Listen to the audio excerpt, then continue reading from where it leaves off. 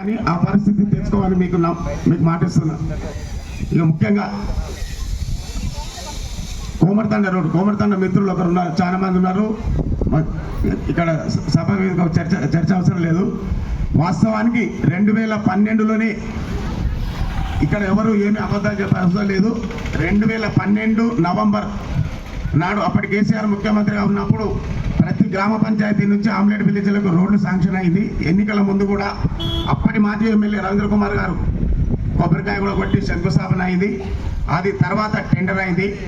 అనుకోకుండా అసెంబ్లీ ఎన్నికల వల్ల అది ఎన్నికల కోడ్తోనే ఆ వర్క్ ఆగిపోయింది. టెండర్ ఆగిపోలే, వర్క్ ఆగిపోలే.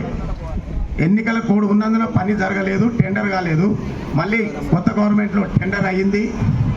మన పక్క నేను ఈరోజు సర్పంచ్గా మాట్లాడుతున్నా మొట్టమొదటిసారిగా.